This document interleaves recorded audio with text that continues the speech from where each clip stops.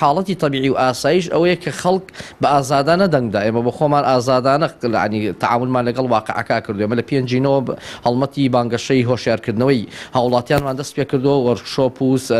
لە ڕێی ڕێکخراوەکانەوە خۆمان کۆنفرانسمان ئەنجام داوە بۆی خەڵک هۆشیاری هەبێ لەوەی بچێتە سەر سنوورەکانی دەنگدان دڵخۆشین بە ئەنجامەکەی ئەگەر ئەنجامەکەشی کەم بێ کە ڕێژەی نزیکەی 40,000 کەس دەنگی داوا لە سنووری پارێزگای هەڵەبجە و دڵخۆشین بەو ئەنجامەی کە پاک و بێگرد بوو تا ڕادێکی زۆر باش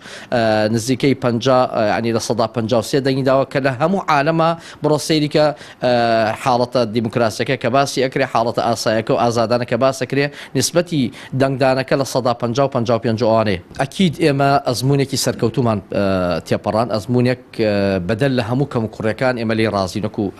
کۆمیسیۆن بەدەل لە هەموو خەلە لە هونەریەکان کە هەمان بووە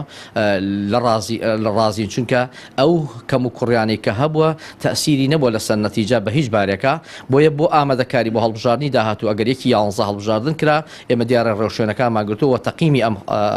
هەڵبژاردنەمان کردووە و قەرارە لە چەند ڕۆژی داهاتووە ئەو لیژنەیە کە لێرە پێکێنراوە بۆ ئەوی سەرپەرشتی تەقیم و